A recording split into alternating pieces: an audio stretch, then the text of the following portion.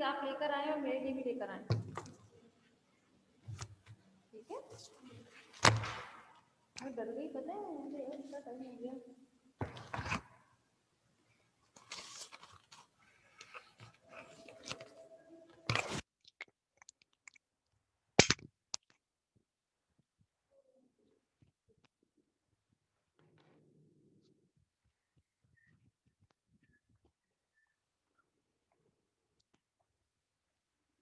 Good afternoon, everyone.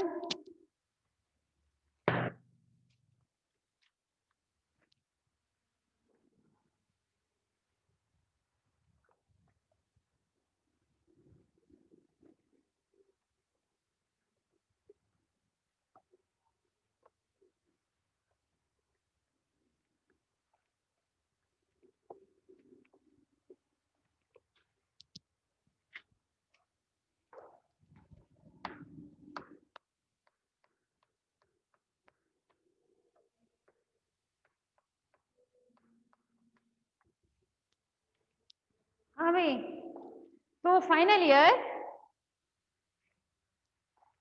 आप लोगों के में जो टॉपिक स्टार्ट हुआ है, भावना आप कल नहीं आई थी शायद? भाई आप लोग तो आया ही करें, बाकी स्टूडेंट्स को नहीं इतना आते, मगर आप लोग तो एटलीस्ट आया ही करें। हाँ भाई, तो कल हम लोग बात कर रहे थे आपके स्टमक के बारे में, ठीक है, कि हार्डमोनियम में स्टमक किस टाइप से होता है। तो चलिए एक डायग्राम देख लेते हैं हम लोग।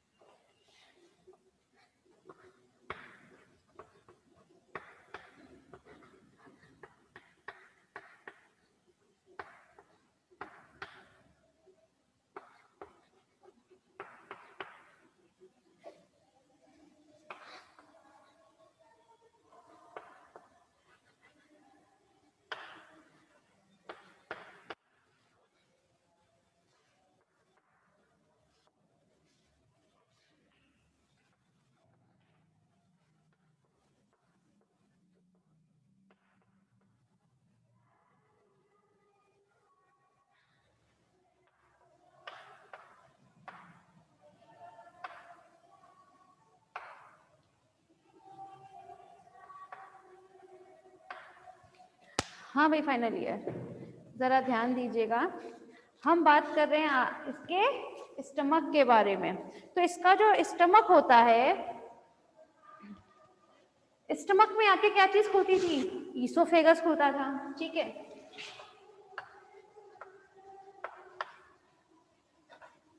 आप लोगों को अब हार्डमोनिया का थोड़ा बहुत डायग्राम याद होगा तो ठीक है। ईसोफेगस किसमें खुलता था? इसके स्टमक में। तो ये जो स्टमक है, एक तो होता है ट्यूबुलर शेप, ठीक है। कैसा होता है? ट्यूबुलर शेप होता है। इसकी जो वॉल्स होती हैं ये बहुत थिन होती हैं, इसीलिए हम क्या बोलते हैं? इनकी walls thin walled. Thin wall present होती है इसमें, ठीक है। इसमें blood cells, ampullae, blood sinus, ये सारे कैरेक्टर्स तो प्रेजेंट ही होते हैं, लेकिन ये जो स्टमक होता है ये बना होता है इसके, इसको हटा दो यहाँ से,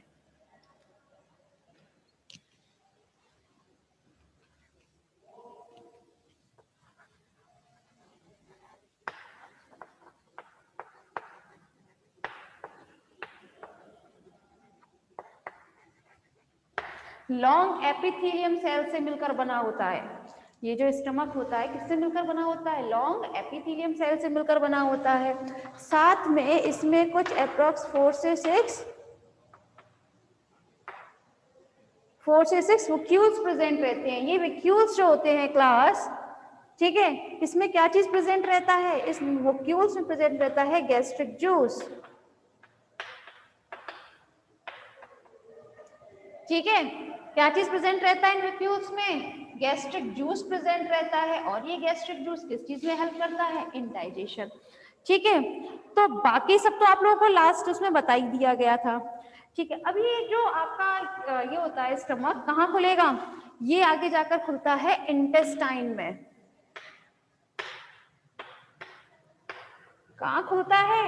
इंटेस्टाइन में जाकर खुलता है। अब ये इंटेस्टाइन क्या बनाती है? टू लूप बनाती है हमेशा, ठीक है। ये इंटेस्टाइन जो है वो आगे जाके 2 लूप में डिवाइड होती है। फर्स्ट इज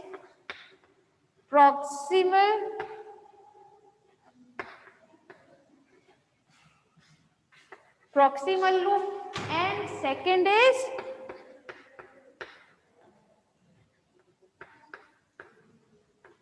distal loop, ठीक है। तो जो इंटेस्टाइन होती है क्लास, ये हमेशा 2 लूप फॉर्म करती है। कौन कौन सी? आपकी proximal loop and distal loop. ये प्रॉक्सिमल लूप और डिस्टल लूप ये किस चीज से कवर करके रखती है? कहाँ प्रेजेंट रहेगी? ये प्रेजेंट रहती है जो लेफ्ट गोनेड होता है, ठीक है ना, उसको हमेशा कवर करती है। कुछ इस टाइप से इनके ये लूप प्रेजेंट रहते हैं। क्लियर है? ठीक है। अब ये जो इंटेस्टाइन होती है ये कहाँ जाकर खुलेगी? ये इंटेस्टाइन, ये इंटेस्टाइन खुलता है रेक्टम में। रेक्टम में क्या होता है? अनडाइजेस्टेड फूड है, ठीक है, क्योंकि भाई इंटेस्टाइन के बाद हमेशा फूड कहाँ जाता है? रेक्टम में। रेक्टम में कैसा फूड होता है? अनडाइजेस्टेड फूड होता है।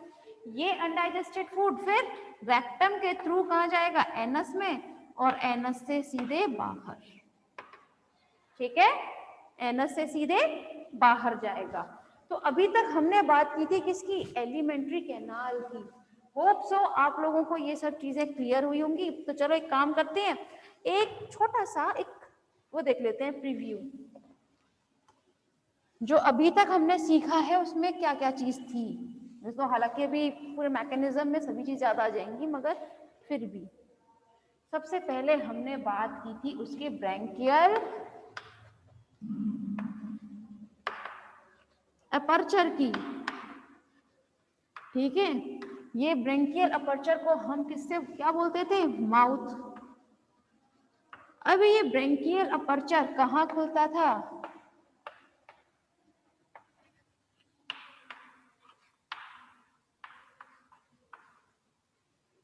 ब्रैंकियल साइफन में। इस ब्रैंकियल साइफन को हम क्या बोलते हैं? इस ब्रैंकियल साइफन को हम बोलते थे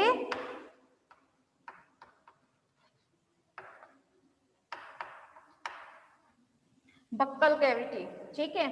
बक्कल कैविटी के नीचे देखिए, अगर आप लोगों को डायग्राम याद हो तो एक टेंटिकुलर रिंग प्रेजेंट होती थी, जो किसका काम करती थी? एक सीव का काम करती थी, जिसमें टेंटिकल्स प्रेजेंट रहते थे, है ना। और ये टेंटिकल्स इसमें किस टाइप के होते थे? 4 टाइप्स के होते थे। एक छोटा, एक उससे बड़ा, एक उससे बड़ा, सबसे बड़ा, है ना। और नीचे जाकर क्या प्रेजेंट होता था? फेरिंग्स में खुलता था वो। तो ये फेरिंग्स जो था, ब्रैंकियल साइफन बक्कल कैविटी कहाँ खुलती थी? फेरिंग्स में जाकर खुलती थी। फेरिंग्स के हमने 2 पार्ट बताए थे आपको, कौन कौन से? Pre branchial zone and branchial zone, है ना, 2 बताए थे ना कल, प्री ब्रैंकियल जोन या प्री ब्रैंकियल पार्ट और ब्रैंकियल जोन, ठीक है। तो ब्रैंकियल जोन और प्री ब्रैंकियल जोन, इनको अलग कौन करता था? पेरीफेरेंजियल बैंड्स बने थे ना, जिसमें कुछ सीरिया प्रेजेंट होते थे। आप लोगों को थोड़ा बहुत भी डायग्राम याद है तो याद होना चाहिए, ठीक है। तो यहाँ पर ये जो प्री ब्रैंकियल जोन और ब्रैंकियल जोन को जो अलग करता था बैंड्स, ठीक है, जिसे हम क्या बोलता था? पेरीफेरेंजियल बैंड्स, ठीक है। अब हम कहें उसको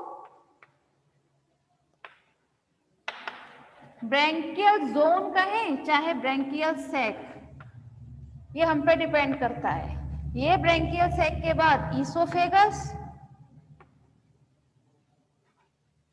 आफ्टर दैट स्टमक,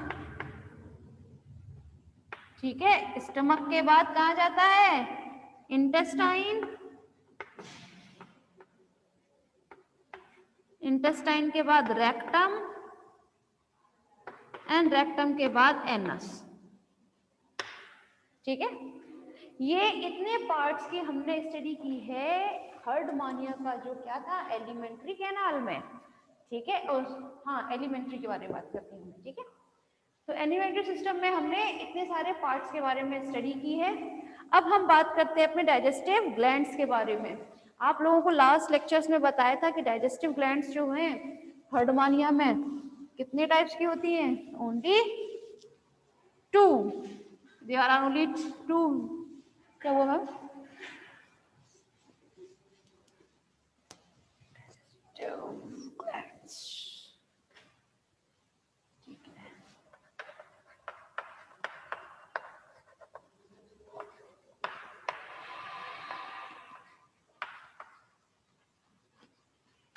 हाँ भाई, कितनी होती है digestive glands? Only 2।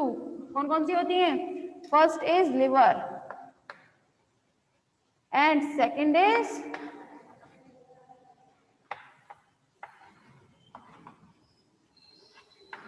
Pyloric gland, ठीक है। डाइजेस्टिव ग्लैंड्स में ये 2 ही ग्लैंड्स आएंगी, लिवर एंड पाइलोरिक ग्लैंड। तो चलिए सबसे पहले हम एक काम करते हैं, पहले लिवर के बारे में बात कर लेते हैं।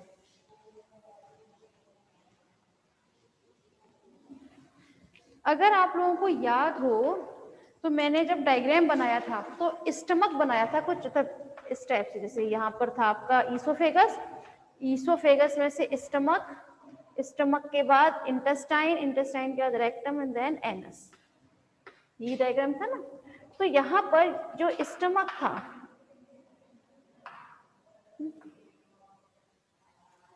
यहाँ पर मैंने इस टाइप से क्या बनाया था? लिवर बनाया था, है ना।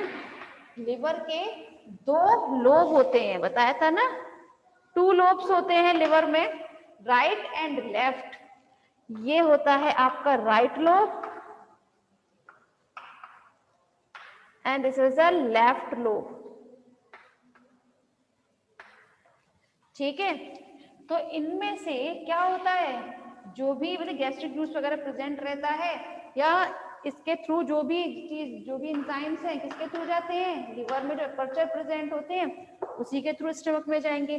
तो अब हम एक काम करते हैं, अब हम बात करने वाले हैं इसी लिवर की, ठीक है। तो चले, ध्यान रखिएगा क्लास।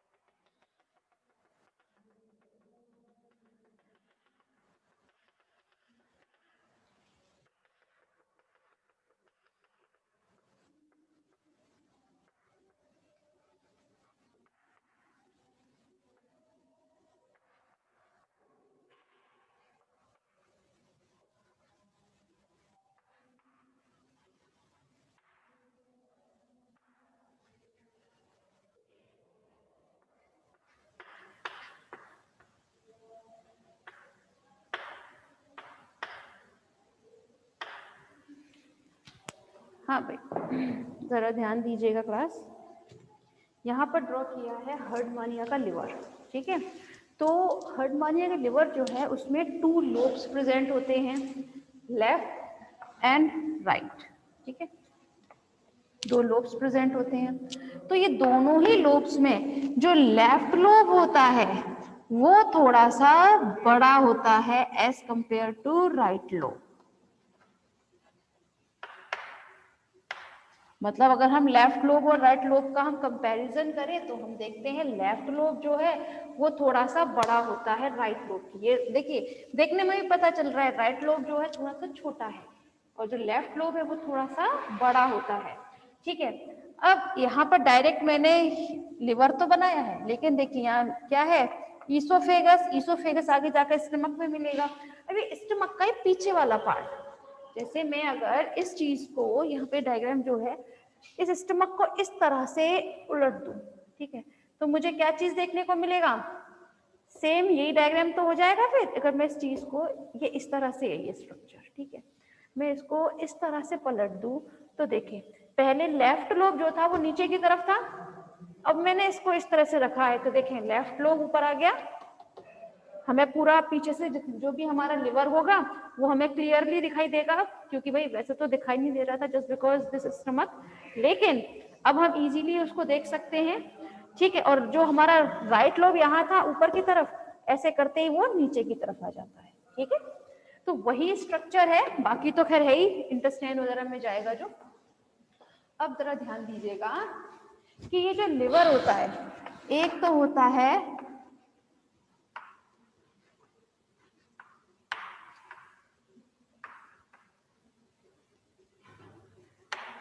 चॉकलेट इन कलर, इसका कलर जो है वो चॉकलेट कलर का होगा, ठीक है।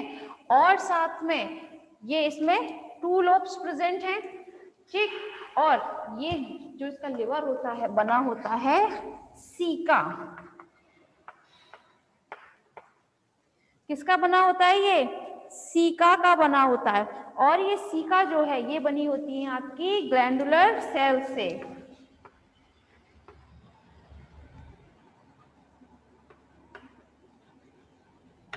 किससे मिलकर बनी होती है, ग्लैंडुलर सेल से मिलकर बनी होती है सीका। और सीका जो है उससे मिलकर बना होता है आपका लिवर, ठीक है। एक बार फिर रिपीट कर देते हैं, ये जो ग्लैंडुलर सेल्स होती हैं क्लास, ये एक लेयर के फॉर्म में प्रेजेंट होती हैं। किस फॉर्म में, एक लेयर का फॉर्म बनाती है, जो जिसकी वजह से क्या बनता है, सीका बनता है, और सीका से बनता है आपका लिवर, ठीक है। क्लियर है यहाँ तक, ठीक। अब हम बात करते हैं इनके लोब्स में, चाहे राइट हो चाहे लेफ्ट, ठीक है, इन दोनों ही लोब्स में अपर्चर प्रेजेंट रहते हैं।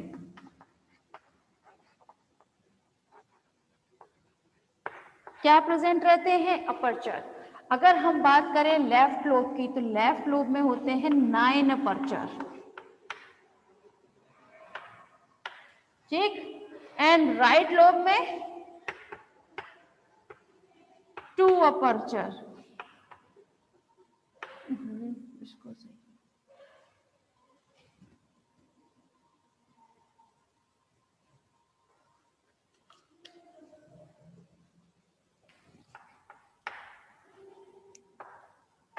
ठीक है।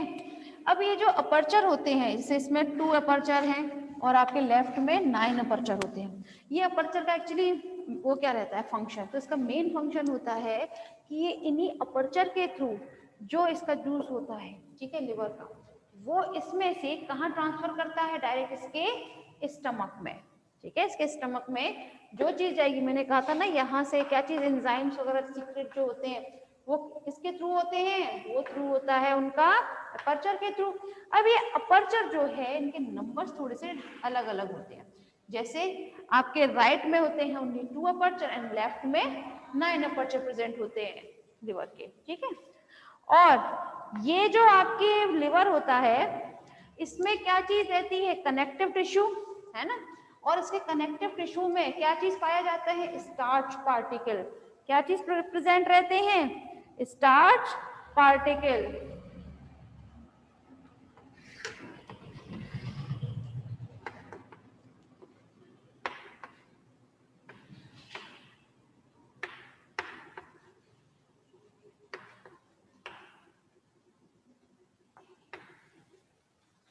लिवर में जो कनेक्टिव टिश्यू पाए जाते हैं, इन कनेक्टिव टिश्यू में क्या प्रेजेंट रहते हैं? आपके स्टार्च पार्टिकल प्रेजेंट रहते हैं।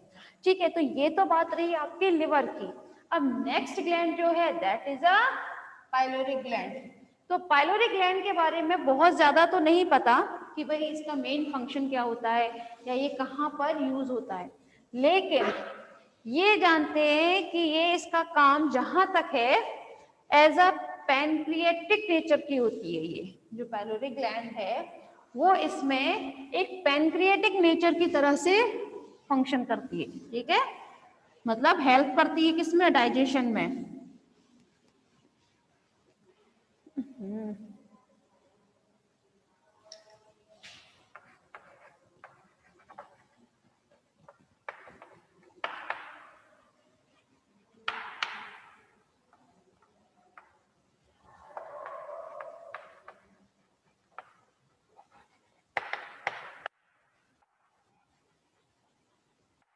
कैसी होती है नेचर में? ये पैनक्रिएटिक नेचर में होती है।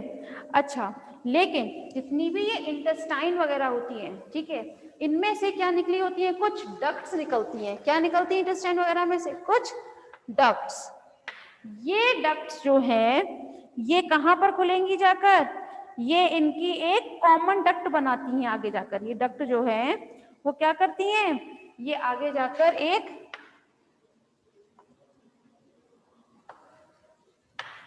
कॉमन डक्ट फॉर्म करती हैं, और उस कॉमन डक्ट की वजह से ही ये पाइलोरिक ग्लैंड क्या करती है? उन स्टमक में और साथ में इंटेस्टाइन तक अपने एंजाइम सीक्रेट करती है। ठीक है, क्लियर है यहाँ तक? बाकी का इसका हेल्प जो काम रहता है वो तो डाइजेशन में हेल्प करना होता है।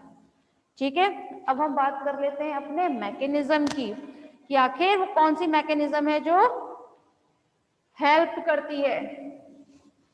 मैकेनिज्म इन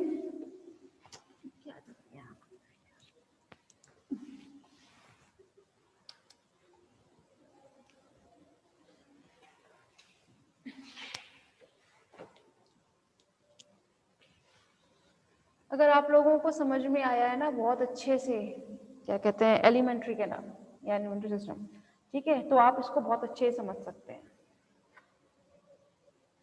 इसीलिए उसको बार बार रिपीट किया था जिससे आप लोग इसको समझ सकें बस, क्योंकि इसमें कुछ भी नहीं है मैकेनिज्म में। तो जो चीज़ आपने अब तक पढ़ी है बस वही है, कुछ नहीं है इसमें एक्स्ट्रा।